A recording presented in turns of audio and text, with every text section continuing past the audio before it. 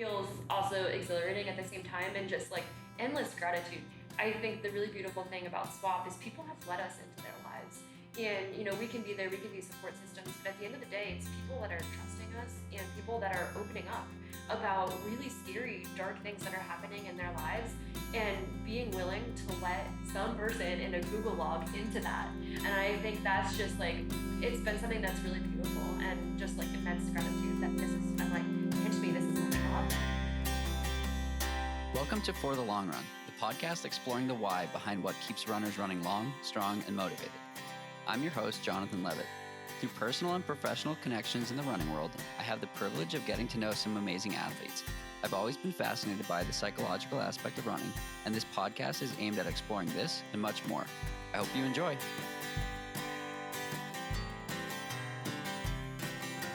This episode is brought to you by SuperCoffee, the healthy, delicious alternative to sugary coffee drinks. SuperCoffee was recently named the fastest growing food and beverage brand in America by Inc. magazine, and after tasting a bunch of their flavors, I can see why. Their coffees contain zero sugar, and many of them contain 10 grams of plant-based protein.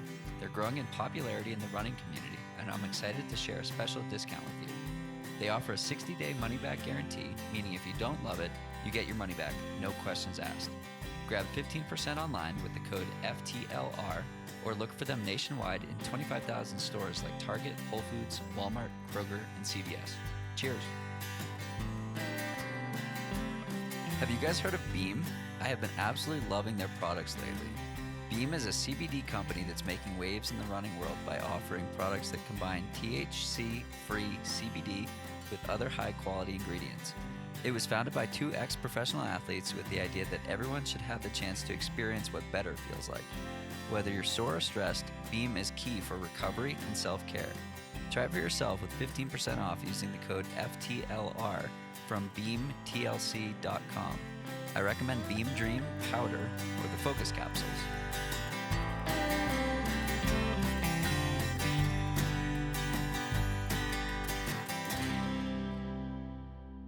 Welcome back. I have Megan Roche joining me on the podcast today. Megan, thanks so much for taking some time to chat. Thanks so much. This is awesome. I mean, I think I'm sitting here right now in like the most glamorous podcast feng shui. We're doing a live recording and just super stoked to be here, stoked for this bubbly water you're providing and just digging this energy overall. Yes, to future guests, the podcast setup comes with bubbly water and all the snacks that you can dream of.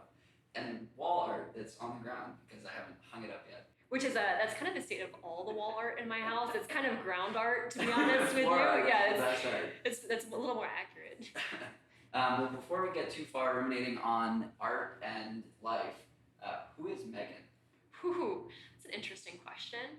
Maybe I'll go philosophical as opposed to, I feel like you can take this multiple different directions. I'll go philosophical. I think I hopefully am someone who has a decent sense of humor. We'll see how challenged that is on this podcast. My life is a little disorganized, hence the ground art feature in my life. Love adventure, so really digging right now a lot of biking and running combo, and it's been fun to kind of explore that during COVID. And then a wife, a dog mom, and a running coach, and a science nerd on top of that too. Very succinct. So you are one of the most requested guests that I hadn't had on yet. So very excited to have you on here. David has been on a couple times, and I think we did the three-person episode a few months back, which was a blast. We did do the three-way on Zoom. Yes, we did that. But I'm excited to have you here. We're both finally in Boulder. We've been trying to do this for a long time, and here we are, so let's dive right into it. Woohoo, let's do it. So, given that this is a running podcast, let's set the stage for Megan, the runner, formerly Megan, the field hockey player. Do you remember your first run? Ooh, my first run, so my dad and I grew up together kind of training. He was really into, I loved playing soccer as a kid. And so I often would like be on breakaways in soccer, and I was small. I was like a really scrappy sort of player and would get knocked down and wouldn't be able to finish the breakaway because I would just get like rolled over by a defender coming and pushing me from behind, which you could get the foul, but not the goal, which is kind of like the end goal in soccer. And so I think my first running experience was my dad took me to a soccer field. I was probably age 5, and I would run from goal line to goal line and have a head start, and he would come from behind and give me like a gentle tap so I could learn to stay on my feet instead of falling over on a soccer breakaway. And that's kind of how I first fell in love with running, was running from goal line to goal line. And then I went on a more formal run. So I went to field hockey to play college, met David, at the time my husband, who was a big runner, triathlete at the time, and we went on a 5-mile trail run together, and I bonked. So that was probably my other like most notable running experience. But a lot of time on the soccer and field hockey field doing wind sprints, and then David ultimately got me into running. And what was it about running beyond goal line to goal line and into that 5-miler where you bonked that kept you going? I just loved it. Like, to be honest with you, I would be that person that would get so excited on the goal line to do wind sprints. Like, my heart would be like thumping. I'd have that nervous energy, kind of like it feels like for a race. And afterwards, I think I'm just a major, like, I would love to look at my genetics. I'm pretty sure I'm a major dopamine responder. Like, I get that endorphin hit from running like no other. And I think for me, it's incredibly grounding and calming, but it just kind of helps me be the best person I can be each day. And I latched onto that immediately. Like, I recognized that and I was like, wow, this sport is fun and it's definitely addicting, that's for sure. And at what point did you realize you were like pretty good at it? I think field day You wouldn't believe how many people say that. Fourth grade field day, I was so competitive. So I have this kind of like running joke that's something that really drives me in running. Like, I love like getting on the starting line and looking around and being like, these competitors are my friends, but I'm also ready to crush bitches. And that's how I was at field day. I was like, these are my best friends, but watch out, bitches. Like, I'm like doing this 100-meter dash. And I think that was kind of my first foray into like thinking about this from a competitive standpoint, and then also just like the gym class mile, which I'm sure you get a lot. The gym class mile is normally when that comes up on the podcast, it's normally people saying, I faked an injury, or in my case, I pretended to throw up so I didn't have to finish it. How'd you pretend to throw up? That's like some epic acting skills. Well, maybe I didn't actually throw up, but I was like, yeah, I threw up, so I had to stop. I remember Pollard Middle School, rounding the corner, and I'm on the, like, I made it like halfway, and I'm like, nope, that's it, I'm done. That's awesome. Yeah, I would look forward to this. It was kind of like that like nervous anticipatory fatigue I would get for gym class. Like the days that we were running the mile, I was like, it is go time. I got super nervous for this. But they also like at our school, they like kept track of all the mile times on the wall. And for whatever reason, like my type A personality, I was like, need to be at the top. Need to be up there. Nice. And so how did that mile time trial, 5-mile trail run transition into longer trails? Yeah, so after field hockey in college, I took a 5th year to run track. And that was it was such a different experience. Like going from the field hockey team to the track team was like going from 2 totally different cultures. Like in field hockey, we were powerlifting, doing all kinds of deadlifts. And then like track was very, very different. I got the sense like, I love running. I don't love running repetitively in circles. And after college track, came out to Colorado and went on my first true mountain run. And at that point realized it was an actual sport and was totally mind blown by this possibility and was like, this is what I want to do. And what happened next? Just started competing, just started showing up to start lines and being like, it's time to crush bitches. Crush bitches, yeah. So David and I, we did a lot of like short distance mountain races at the start. So we did the US mountain team, and we went over to Europe and did some shorter distance races. I kind of love, though, I knew from like when I would go out for training runs, I progressively felt stronger as the runs went on, and I kind of knew I was like, my physiology may be more geared towards the longer distance events, and just got into 50Ks, 50 miles. I've actually not gone beyond 50 miles. I'm still decently young, and I kind of want to preserve my speed, but just fell in love with it through that. I remember seeing you finish North Face 2018. Oh, that was so fun. Actually, so North Face crossed the Golden Gate Bridge. And you were there kind of near the finish line, and it was crossing the Golden Gate Bridge was kind of like bringing my field hockey and running skills together at the same time, because you really had to throw elbows with like tourists out there just like spectating, not having any clue a race was coming over the Golden Gate Bridge, and you were like right there directing tourists away from the race, and you were like the shining light. It was amazing. So I spectated that race from basically the turnoff from the Golden Gate Bridge into, what was the field? I'm blanking. I should know this. I lived in California. It's a famous field. It's not Chrissy Field. Where is Chrissy Field? I was going to say Chrissy Field too. Where is Chrissy Field? I don't know. Anyway, This is embarrassing. This is embarrassing because there are a lot of people from the Bay Area that are probably listening to this and being like, it's blah, blah, blah, blah, blah. But anyway, now that's going to bother me. Anyway. Well, actually, this is highlights my kind of overall aura when I trail run. I get like so into the trail run that I really have no clue where I am. Yeah. And so like things like this, like what's the name of this common trail? Or like what direction do you go? And I'm like, I don't know. I was in the zone. I have no idea. Well, the fascinating part about this in particular was like literally 15 seconds before you came through, a pack of cyclists were there and they were blocking the entire path. And so had you come through 15 seconds earlier, you would have run head on into like 15 cyclists and been like, okay, this is mile 48.5. Like, how do I put on the brakes? I probably wouldn't have. I probably would have just thrown some elbows. So Brittany Peterson was closing hard. I actually thought she was like right on my shoulder, but in reality, I probably had 4 minutes on her. But at mile 48.5, knowing that Brittany Peterson is closing hard on your shoulder, I was like, it's time to throw some elbows. That's probably what I would have done. So where does your head go at the end of these types of races, besides trying to break people's elbows? That's a great question. So I think it goes, sometimes I think in my best races, my mind goes totally blank.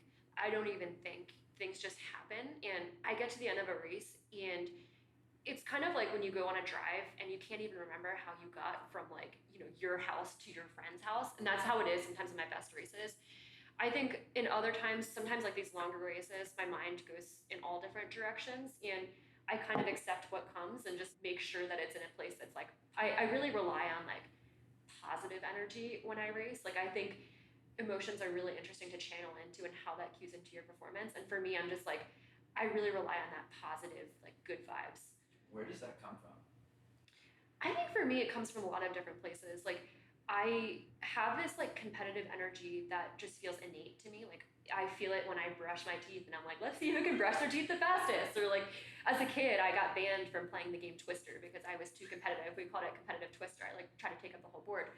But I think right alongside of that, I really love and thrive off of like the joy and love of the running community. And I think the really special thing about like trail and ultra running is the humans in this sport are just so cool.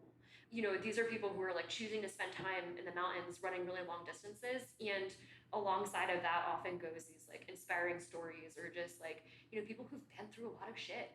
And I think that sometimes like cueing into that and then mixing that and marrying that with competitive energy is where some of those positive vibes come from. So I mentioned that we had a lot of fan submitted questions and half of them were around your infectiously positive energy. And by the way, I looked it up. It is Chrissy Field. Ah, yes. Kudos. This is awesome. So I've stayed with you and David. I've seen this positive energy. Stayed with you guys for a week, and I saw you at 5 a.m. I saw you at 8 p.m. and then you turn into a sleeping. It's very accurate. Yes. A sleeping ball of positivity. How do you draw on that when you might not be feeling awesome? Also, side note, you are the world's best house guest. David and I both, we've had a lot of house guests, and we're like, Jonathan's like the easiest, the chillest, the most fun. So like you're invited back whenever. Even though now you live here in Colorado, we can come crash. Yeah, exactly. We can make it a true adventure. That's an amazing question. I think for me, like, I've been through a lot of shit in life. There's been like a lot of really shitty moments, which I think, no more than anyone else. But I think for me, going through that and having this mindset that this too shall pass has been something that's really helpful. But also like, I think with that positivity just comes a lot of like real talk in the moment. Like it's not always going to be positive. And I think trying to force that is a process that would make someone quite frankly miserable. So I think it's just like accepting. Forcing the positivity when you don't feel. Yeah, exactly. It's like, I'm all about, it's like, let's feel this like very deep emotion and process it. And, I think oftentimes I have the understanding that I will look back on that with comedy, with humor, with some sort of positivity that came from it. And it's kind of just this mentality that's been really helpful. And I think the other thing too is that David, my husband, is super positive and that's infectious, but also like has this real mindset too of like, let's just share this shit together. The piece I want to comment on is this too shall pass. It's really powerful when you can accept that there's something hard in front of you and then also accept that like it's not always going to be like that as long as you take action on it. A time when I felt this the most was last October when I basically commit to going to Colorado in February and March. And I was like, the next 2 months, 3 months are going to be hard. Coming out of the summer into fall, into winter as a single person living in Boston, like not seeing anyone during COVID. And I was like, this will pass, but it's going to fucking suck. And I remember a conversation I was having with my therapist. He's like, so how are you feeling? This was in like November. I was like, or maybe beginning of December. And I had the carrot in front of me and I knew something was going to change. And knowing that it was hard, but it won't always be like that was so powerful. And it was just as not fun as I expected. But I was like, this will pass. This literally will pass. Fortunately, it was like date stamped. It's not always that elegant in terms of like when you know something will change. But I think that acceptance and acknowledgement is really powerful. And I think too, once you like take a look at the situation and accept and acknowledge it, you can draw on prior situations that were similar, or you can be like for you, do you feel like you've gained this like either understanding about yourself, or do you think you can carry that confidence? Like, yeah, one phrase that I love to say to myself is like, yeah, Megan, like I can do hard things. Like I've done hard things before. It's been okay. This too, the past. Do you feel like you've carried that after that situation? Totally. So we were talking about Tansy and her podcast before we started recording, and we talked about that a little bit on that one. That like when you go through something hard, you know that in the future you can deal with more. And it's the same thing with training, right? If you tried to do the training 5 years ago that you're doing now, you couldn't do it. You'd literally break yourself.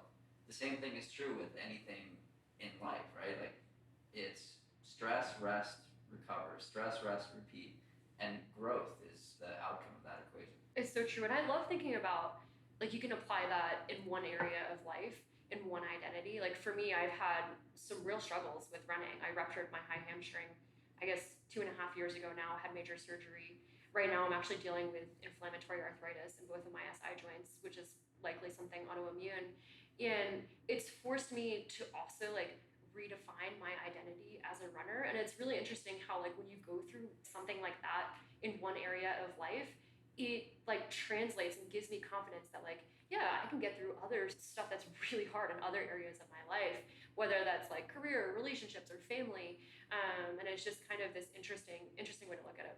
For sure. So you talked a bit about identity and defining yourself as XYZ. Something you talked about in your podcast was not putting yourself into a specific bucket. For someone who might be maybe too far in the I am this, so when I'm injured, who am I? How do you take steps to disassociate from I am Jonathan the runner versus I am Jonathan the human who runs?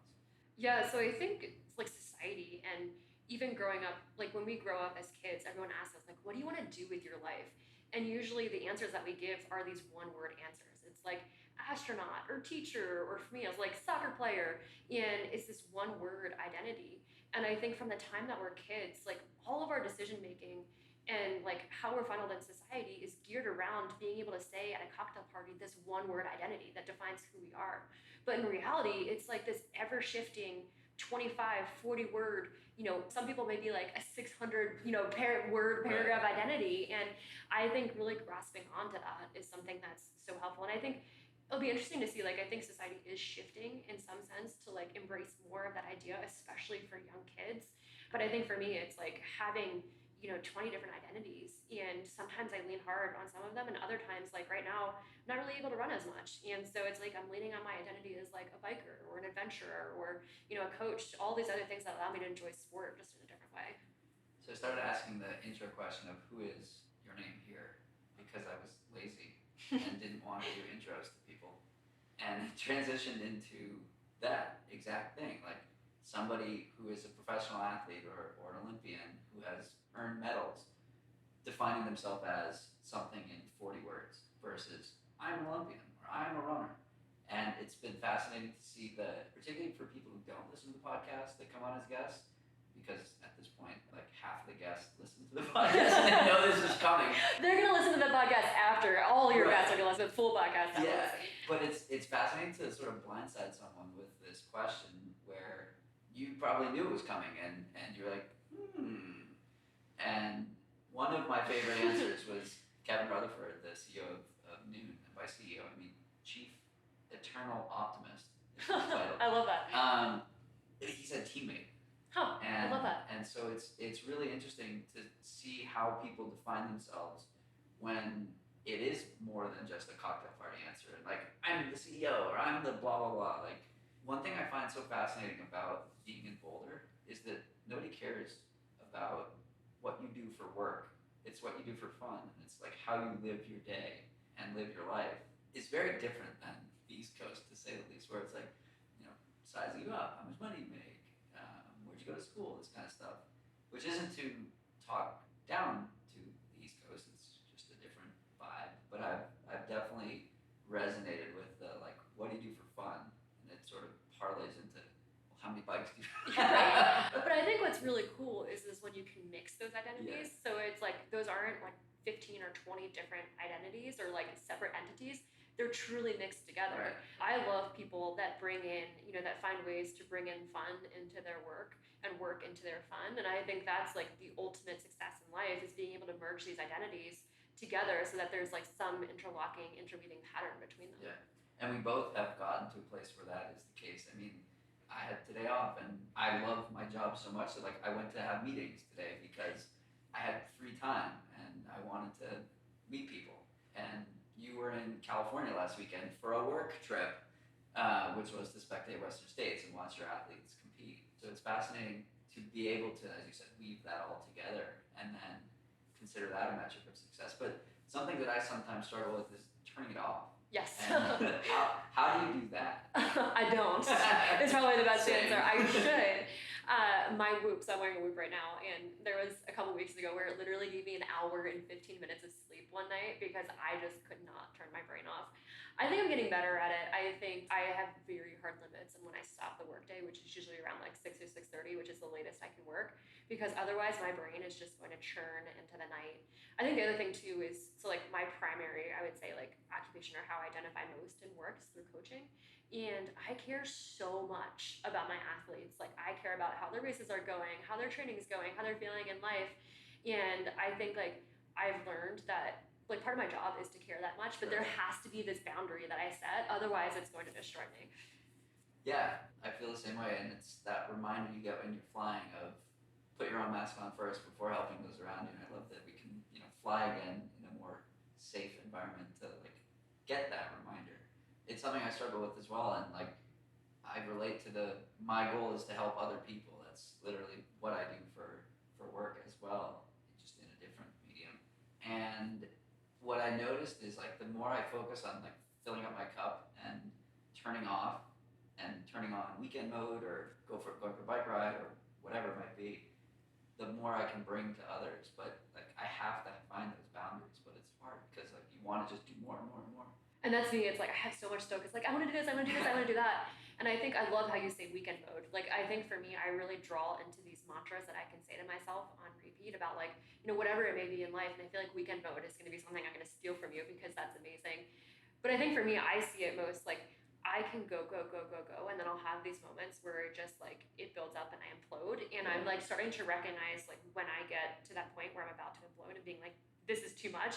But now my goal is to recognize it like five steps before that. So I'm not like, getting an hour of sleep at night or, out on a run just being totally useless because I'm exhausted. Yeah, same. The first week I was in Colorado after coming back from the East Coast. I started every run with another person and I ate dinner with somebody every single That's impressive. For a week. You're a true extrovert. Yeah. So I ran 70 miles where like 65 were with somebody in the first, 8 to 10 days. And I had dinner with somebody like 5 of 7 nights. And then I hit a wall, and it happened on a long run. I was running with Karis, who's also been on the podcast. Oh, Karis is awesome. Yeah, I do research with Karis. She's great. And she saw me cross this threshold of, okay, this is too much. I've hit my limit. And at the time I blamed it on the altitude. And I stopped running and started walking, and we turned a corner and there was a pile of shit on the ground. What a great metaphor. I was like, that is how I feel. And I started laughing because when I felt my worst at rim to rim to rim, I stumbled into a pile of mule crap. Oh my gosh. And I was like, what is it with this crap following me around? But she was like, sure, it's the altitude. Yeah, not your extreme extrovert schedule. I'm like, this is what I need to do to fill up my cup. I will hit my wall, and I'll go through the wall, and then I'll recover for a few days, and then I'll do it again. And at some point, I'll learn that threshold. But for me, it was like coming back to this. We can hang out with friends again. We can do things. I'm like, that's what I love more than anything else. Like sharing meals, sharing runs with people. And I've been obviously deprived of it for all of 2020. And so I just like swung it back way too hard. Going the other direction. What I love about that though, and what I think is really interesting is when I get into these implosion moments, like I call it over life syndrome. Yeah. Like usually it's not overtraining syndrome for me. It's like over life syndrome, and it's bad. When I get into those moments of implosion, I usually don't recognize it as over life syndrome or like me just like taking on too much. I usually have some narrative in my head about how like I'm a piece of shit, I'm a failure, like I'm no good at this. And it's only like in retrospect, like 5 or 10 days later, where I'm like, oh my gosh, Megan, I was just pure exhausted. And it's funny, I need to also get better, like preventing that from even happening, but then also like giving myself the grace in the moment when it does happen to be like, yeah, you're okay. You just oversent a little bit and I'll be fine in 2 or 3 days. So I'm guessing you experienced that after Western States. Actually, no. I was actually shockingly okay. Western States for listeners out there was like a community event like no other. I actually think I had like delayed onset mouth soreness from just like talking and smiling and being out there. But I have inflammatory arthritis right now, and I was on high-dose prednisone after Western States, and it was like getting like 5 IV drips of coffee each day. I'm like tapering off it now, so like that send is decreasing a little bit, but it definitely like prevented the Western States funk. Wow. Okay. I'm envious because I came home on Sunday. I went out went to a brewery with a friend on Monday. I got hungover off of 1 beer. I woke up on Tuesday. I'm like, oh God, what have I done? And Tuesday night, I slept for literally 10 hours. Oh my gosh. And I woke up at 5:45 the next day, so you can do the math at what time I went to bed. That's amazing. That's so amazing. Well, I've been sleeping. David and I have both been sleeping a lot in this post. I actually texted you before this podcast and it was like, I just curb stomped a nap. But energy levels have been pretty good, but it's definitely prednisone related and not physiologically related. I'm not going to make any pork burrito jokes. I know. I was going to say this is a prime time for pork burrito. Thanks again to SuperCoffee for supporting this episode. I have been loving their French vanilla and hazelnut flavors and the cold brew cans. SuperCoffee combines the caffeine from 2 cups of coffee with protein and healthy fats to give you hours of focused energy with no jitters or crash. I love it as a strong start to the day. Receive 15% off of your purchase at drinksupercoffee.com/FTLR or use the code FTLR at checkout. I recommend trying one of their variety packs or bundles. If you give it a try, let me know what you think. Thanks again to Beam for sponsoring this episode of the podcast. As the days start to warm up and get longer, a cool down routine in the evening becomes even more important. Did you know that you can get a subscription to Beam's Dream Powder? It's what I use most nights before bed to help with a refreshing night's sleep. When you subscribe, you'll get the Dream Blend with a bunch of perks like even better pricing, free shipping, a free mug, and a drink frother just for signing up. Dream helps me wind down at night, and it's made with compounds like melatonin and magnesium that support a better night's sleep. Make sure to use the code FTLR at checkout for an extra 15% off the already discounted 20% off monthly rate. And now back to our conversation. So moving on from prednisone and nanoprop or whatever. Nanobalone? Yeah. Let's talk science. Yeah, let's do it. Good segue there. That was a beautiful Nandrolone segue. I'm pretty sure this is the first in the podcast world. Where did your interest in science come from? Let's talk Dr. Megan Roche. Yeah, wow. No one has ever asked me that question before, actually. This is the first. I just always loved science and math. I think there was a sense of like, it's funny because I am a disorganized mess in my adult life, but there was some sort of like order and like rules and patterns that I loved in science and math as a kid. I wanted to be a chemist actually going into college, and then I got to college and I was like, what do you do with chemistry? And so randomly found my way into like the pre-med track and became pretty fascinated. As I found my way into the pre-med track, I was also, a field hockey player and transitioning into track. And I thought it was so cool to think about like what the body was doing on a cellular level during performance. Fast forward to 2020, you're in the process of infectious disease research, Yes. epidemiology. Yes. What was 2020 like for you, seeing people become Twitter experts and Facebook gurus while actually having some public health expertise? Wow, it was wild. So what was interesting, because starting out, I think sometime around like December or January, I started telling people like, guys, this is going to be bad. I remember telling people like, yeah, the 2020 Olympics are not going to happen. And everyone looked at me like I had 10 heads. They're like, Megan, what is wrong with you? Like, are you a conspiracy theorist? Like tarot card reader? Like, what's going on? And I was like, I study epidemiology, and people are like, Epi, what? And then now, like, everyone's uncle has studied it too. Yeah, right. And fast forward now, and it's wild to think about what we went through as a society and how that's gonna like fundamentally change public health and even how we practice science. But just I think also really lucky. Like I think recording the podcast, sitting here with you, I did not expect us to be at this point in July where I'm just like coming over, not even asking about like, I assume you're vaccinated. And it's so cool that we made it through this. Pretty wild that we made it through this, but also just an interesting reflection on science. For sure. I mean, we're sitting here in Boulder County, which has fairly high vaccination rates, and people are declining vaccines, and other places people are literally killed to get a vaccine. It's a fascinating cognitive dissonance from like what is reality and how people are living. Yeah, and I think that's an amazing point that you bring up about like this reality that we're seeing in Boulder that I saw, when I traveled back to California, is not the reality that like places in the US and especially like globally are facing. And I think, that's very challenging and very sad to see play out. But I also think too, it really underscores some of the challenges that we have with the medical system, both in the US and globally, and our global health system that are going to have to be addressed. Because I think like actually Obama talked about pandemics like long before COVID even happened. And I think this is going to be, unfortunately, a reality we're going to have to deal with for many years to come. And it just really highlights like what we need to do from like a medical system perspective. Well, we could dive into that, but I'm sure that's a whole different podcast. We could do a 4-hour podcast recording on that. All the people out trail running and running are like, all right, get back to talking about it. But yeah, I think, first of all, it's fascinating how it used to be just talk about running, just talk about your sport, just talk about this.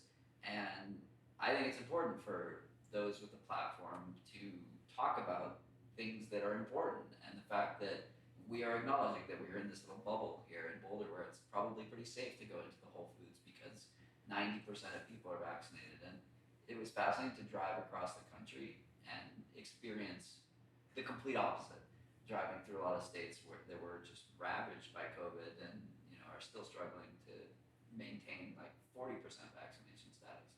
I think it's really interesting that you bring up the idea of like people using their platforms to talk about this. What I think is really interesting about COVID is that it came at a time too in which we were having these like pivotal and foundational social movements, like talk about like Black Lives Matter and standing up for transgender rights and all of these different things. And I think it's just so inspiring to see athletes use their platforms to talk about this, because it kind of gets back to our identity conversation. Like, if you're pulling this in, like we are not just runners or like X, Y, and Z.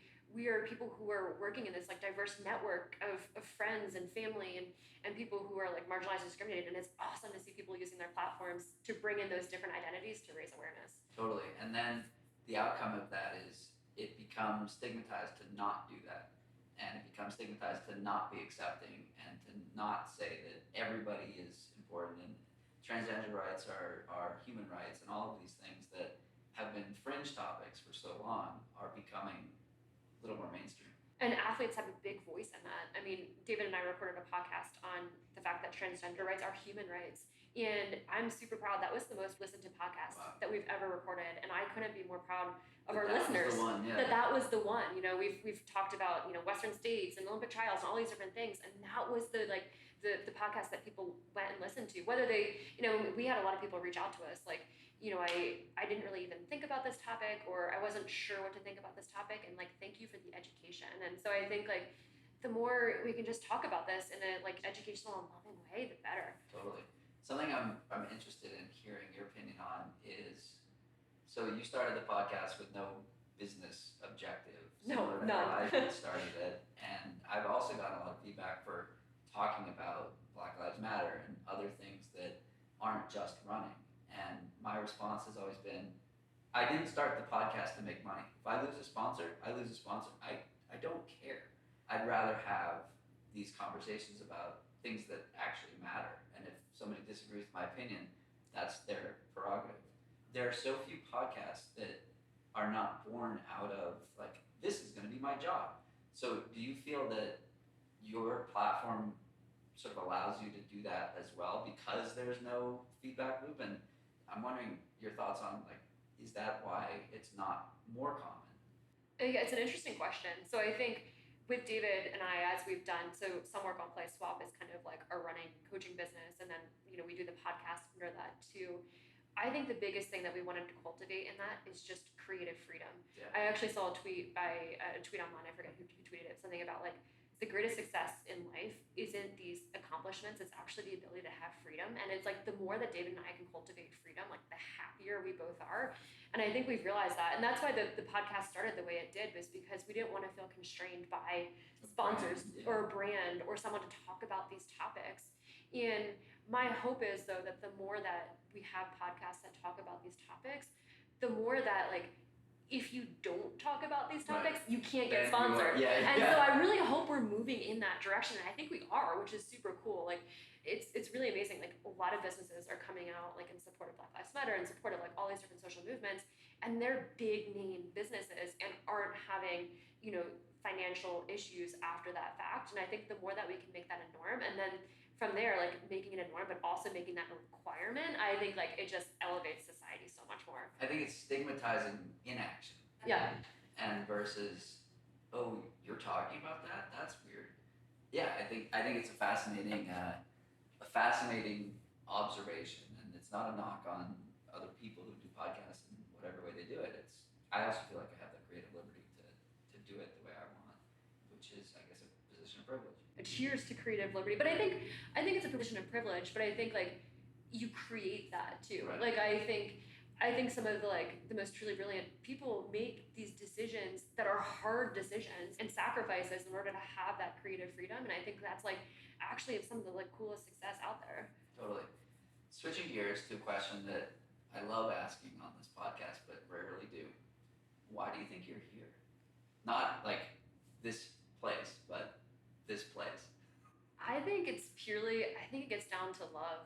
I think I talked about it a little bit earlier in this episode about, like, the kind of like the juxtaposition between love and competitive vibes. But I think for me, love is just what powers me each day to wake up in the morning. And it's relationship love. Obviously with my husband, David, it's love with my dog, Addie, but it's just like this, like, more wide reaching love to, like, random people when you go into Whole Foods and buy a very costly avocado, and just are, like, super, like, sending good vibes to that cashier who's checking you out. It's like little interactions like that I think just, like, power the world and fuel the world, because we're in a world of chaos. Like, there's a lot of shit that's gone on, that's going on, and a lot of shit that goes on in people's head that we don't even know. Like, we don't even know, like, what other people are experiencing, and the more that we can spread that love and be there for people, the better. I love that. Erin Bailey is a friend of mine. I had her on the podcast as well, and we talked about these little interactions that can be so substantial to other people. And the example that I gave was last maybe September. I was out running. It was cold and wet, so it was a long run. I was getting into a tempo portion of it, and I was turning onto the Newton Hills to run the Boston Marathon course. And I'm running away from Boston, and there's this dude in a truck, and he starts shouting out the window. He's like, hell yeah, man, get it. And I was like, yeah, cool, thanks, sweet. I hadn't talked to another human in 5 days, like, face to face. I had no, like, face-to-face interaction. And I didn't think of anything of the first interaction. We keep leapfrogging, and he keeps doing this. And I'm, like, literally about to get into my tempo. I start my tempo, and we have this interaction, like, 6 times. Oh my gosh. Down the road. And it was the highlight of my week. That's so beautiful. And this was just some random dude that was shouting out the window at somebody he saw running down the street. He probably didn't think much of it. And at the time, I didn't think that much of it. I was like, this is awesome. And I turned it on and had myself a hell of a run. But here's a random thing that some person did that had a substantial impact on me that I've talked about on this podcast 4 times. Oh my gosh. and this happened like 9 months ago. But it's such a trivial moment that had such a substantial impact. So literally every day we have the opportunity to make meaningful interactions or not meaningful interactions that become meaningful. And so here's my challenge to you, podcast listeners. Do that. Like, say hello to a stranger. Talk to the person checking you out at the grocery store, whatever. Because who knows what, like you said, who knows what they're going through, and who knows what sort of impact that will have, and ripple effect. Yeah, I was gonna say the butterfly effect. I mean, that can have a massive impact down the road. And I've been in some like really low moments in places in life, and someone comes up to me and just says something nice, or like an athlete leaves a really nice comment in their training log, and that moment means everything to me in the moment. And I think like the more that we can gift that to people, the better. But also I think what's really interesting is there's a relationship theory out there that like before you become in a serious relationship with someone, you should take them camping, which I think is awesome. I 100% agree with that. See how they do in the wild. Like make them take an ice bath in the river, see what happens. But I think also the other thing too is like, I feel like when I evaluate, like David, my husband, is like the nicest, kindest person to every waiter, every waitress, like everyone in the grocery line, everyone out there running. And that to me, it's like, I found my partner. Like that's like the energy and vibes of someone I want to be around, because that energy is infectious too. Totally. I'm going on a second date tomorrow. Maybe I should suggest that we go too. Go camping. Go camping, yeah. So switching gears to some lighter questions here. The first one, can we be best friends? Second, where does her deep positivity come from? I feel like we addressed that one. Hamstring injury. Were there signs that you ignored asking for a friend a hamstring? Hamstrings are tough. Whatever friend this is out there, I am so sorry. I think hamstrings and Achilles can be two of the hardest injuries, just given like chronicity of the injuries and the fact that it's like so hard to know whether you're ready to return to run or not. So I had smoldering high hamstring tendinopathy for about a year and was running out in Boulder, stepped in a prairie dog hole and ruptured the whole thing. I think I probably ignored a lot of warning signs. They think my hamstring probably got down to like 20 or 30% in terms of like the amount of attachment onto the bone. So I think with hamstrings, just be super careful, be patient. Strength training is your friend. Eccentric exercises are your friend. Biking is great. Fortunately, most hamstring injuries don't end in rupture like mine did, but just being cautious is the way to go. Got it. Sticking with body parts as the topic. I'm good about talking about body parts. That's where the doctor comes in. Boobs. How do we know if we're giving them enough support during runs? I asked David this question too. He had his own opinions, but what were David's opinions? We can't talk about that later. Well, David hasn't learned much from me because I have the world's smallest boobs in the world. He said be very supportive. I think, okay, well, this is coming from someone I am not an expert. I wish I could be an expert on this area. I have very, very small boobs. I think I have seen athletes like just find the right sports bra for you. Like I think go to different stores, try them on, do test jogs around the store. I've seen some athletes have success with wearing 2 sports bras. I don't know, I wish I could be more educated in this department, but I'm truly not. Back to biking. How did you discover your passion for mountain biking, and you are crushing it? Oh, thank you. Well, I discovered my passion for mountain biking through my hamstring injury, actually. I loved biking as a kid. Hamstring kind of forced me, I realized running wasn't really going to be a thing. And during that time period, and fell in love with the bike. First the gravel bike and then the mountain bike. What's amazing about the mountain bike is it's damn scary. So it makes, when I get out there to run trails, I'm like, well, this is great. I'm not gonna like go over my handlebars at least. So I think it's been nice in terms of like normalizing trail running and making the fall seem a little less epic. And take those ankles. Yes. How do you help athletes that have trouble mentally fueling, especially females? That's a great question. Fueling is difficult. I think to start just normalizing the idea that like food can be hard for a lot of athletes. I think 60% of the athletes that I coach with have a relationship with food that's tough. What's the male-female breakdown that you have? It's actually, to be honest with you, I mean, it's definitely more heavily skewed towards female athletes, but there's a lot of males that struggle with this too. And I think there's actually not enough dialogue surrounding just how much males struggle with this. And I wish there were more.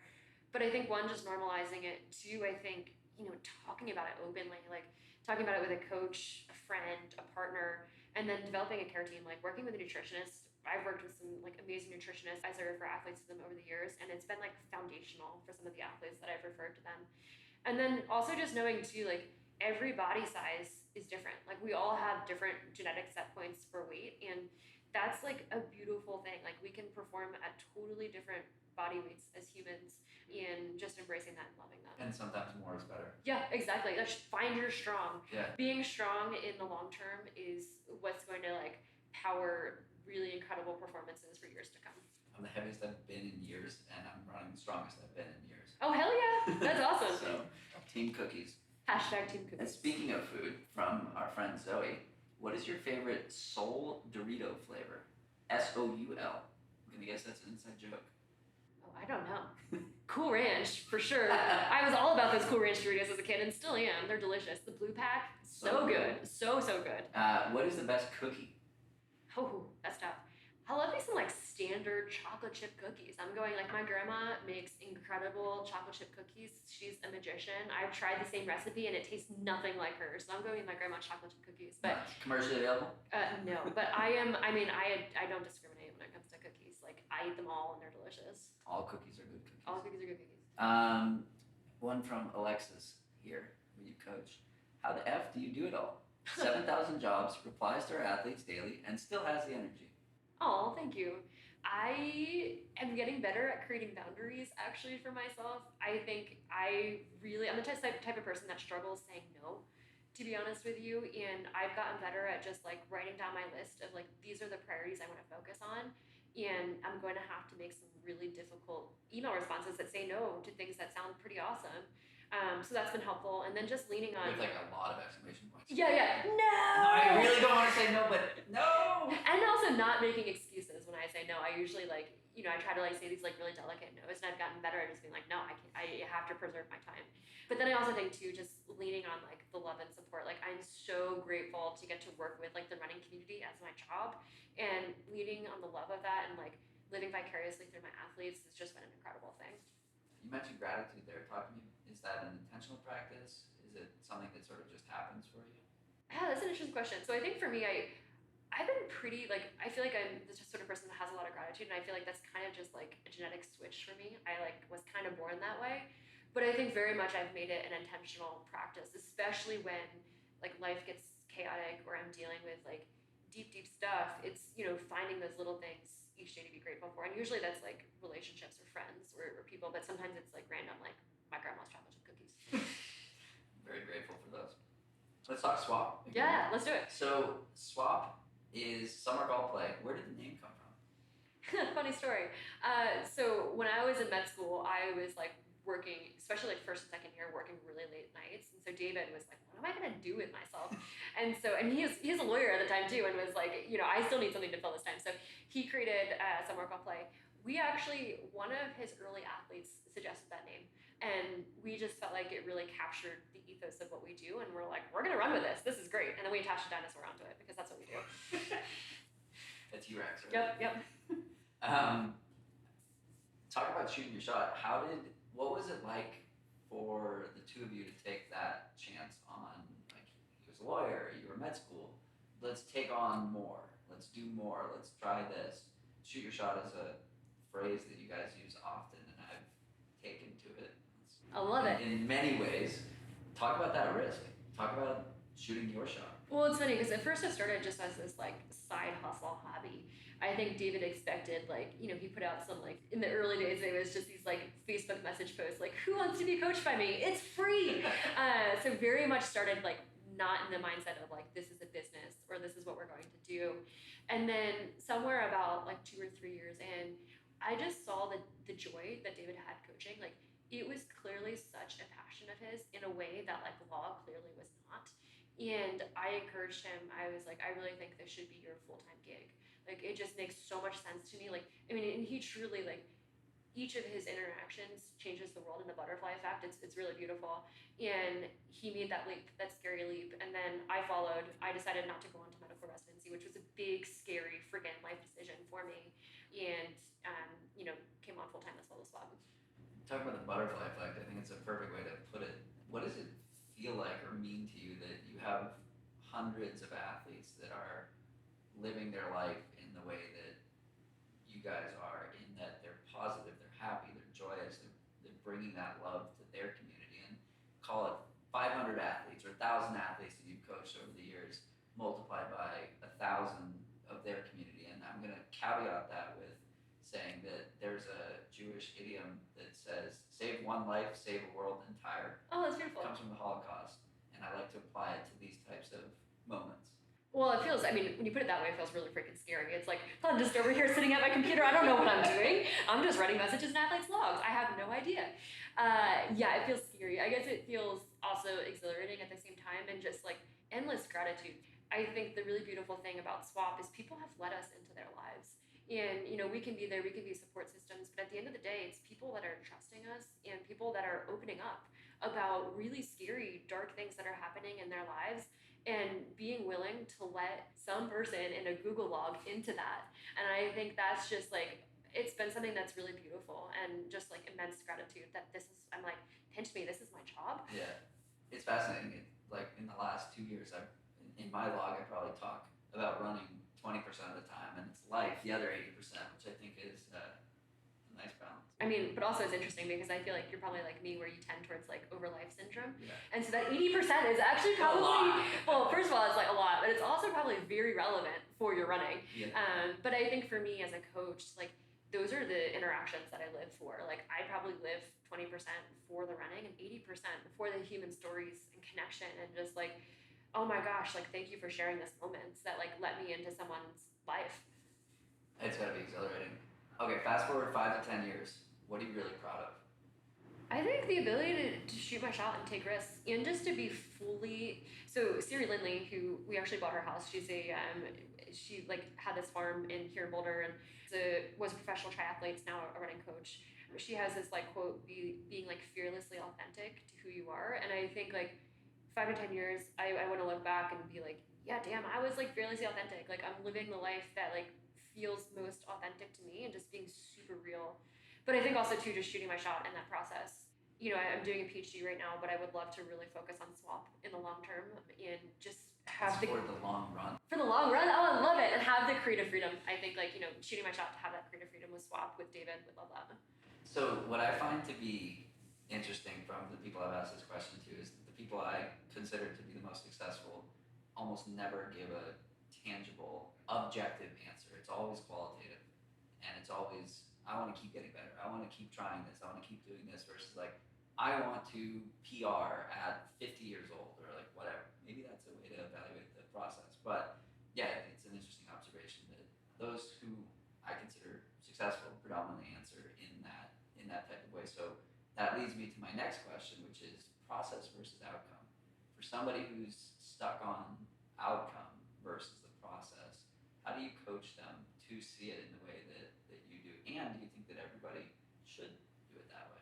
Well, I think one, if you are more outcome driven, like that's totally okay. Like I think society is largely structured in a way in which Right. like that mindset is pervasive and it's very common and that's totally okay. And we've worked with athletes that like sometimes that is the fuel that lights their fire in that moment.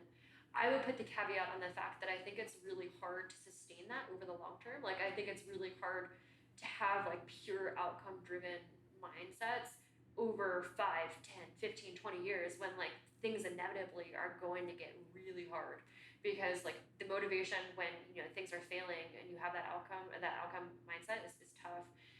I think process mindset, it's like, this is like super meta, but it's like applying a process to the process mindset. So like the journey of getting to a process mindset, if you're more outcome driven, is a process, which is like a terrible answer, but I think it's actually pretty accurate. So the outcome is that you become process driven. Yeah, exactly. We're just like playing word gymnastics over here, but yeah, exactly. Yeah. No, I definitely relate to that. When I began as a runner, I was 100% outcome driven, and I associated everything around the outcome. Like, can I run sub 3? And I've said this a million times in the podcast, but I didn't run sub 3 until I dropped that. And it took standing on the start line, literally not caring what number I saw on the clock, but only caring about execution and celebration and like having as much fun as possible on the way that I actually ran that time. And then I was, overjoyed with it. But then it was like, that wasn't the end zone. That was a metric of success along the way towards the next outcome. Because I think that had I achieved that goal in the 4 times I tried to do it and succeeded, I would have been very confused of what to do next. I was gonna say, well, that's an interesting point about what to do next, because I think one of the challenges with the outcome-driven mindset is it's relentless. Like, it does not stop. So Right. say you get that goal, it's like, well, the goalposts are just gonna keep moving. Right. And then it's just a never-ending, like, rat race until, like, you get older. And you know what I mean? It's like, we're all heading in this direction in which Right. we're gonna get older, and this is not possible. And I think, like, over time, as humans, we're just, like, forced to grapple with this process-based mindset as a result. What are some of your favorite takeaways from your older athletes that you've been coaching? Wow. No one's asked me that question. I love that. I think it's a lot of older athletes that have just this like incredible perspective about like why. I think you do this sport long enough and you think long and hard about why you're getting your butt out the door on a random Tuesday morning when it's cold and raining and you don't want to be there. And I think older athletes often have a reason for that is sustained over time. And as a result is this like beautiful internally driven why. And I love it. And also like endless gratitude too. I think I see that a lot in some of my older athletes, just like appreciating the stupid little things each day and having fun with that. Okay, so chicken or egg, do you think that those are the reasons why they're still doing it? Or do you think that it's sort of self-selecting? I think it's both. I mean, that's an amazing question. I think in order to like still be competing in your 50s, 60s, 70s, 80s, I think you have to have that internally driven why. But I also think I think for sure it's self-selecting. This is a really, really interesting question. What are the common whys that you see with 60, 70, 80-year-old runners? I think it's a love of nature. It's a love of like exploring and challenging and seeing what's out there. I think some people are like me, where like they just need a dopamine hit. That's how they start their day. Is like amazing dose of dopamine. I think for some, it's like it's not their only therapy, but it's like a form of therapy and processing life. I often see people who've led like really busy lives and have had like a bunch going on, just like the ability to turn off their mind. Yeah. I see that a lot. Very cool. My last question. Should we go get some tacos? Let's do it! It's taco time. Thank you, John. This was like so fun. It kind of feels like a therapy session. I'm like, can I come over and just like we can talk into these cool microphones and drink bubbly water and we can do this more often? Sure. I love it. We're only 3 miles apart, so yes. Perfect. Thank you so much. Thank you so much. Woo! That's it for today's episode. Like many long runs, it's sad when it has to end. I hope you join in next time on For the Long Run, and in the meantime, happy trails. If you enjoyed this episode, it would mean a lot to me if you shared it so that others can find it and enjoy it too.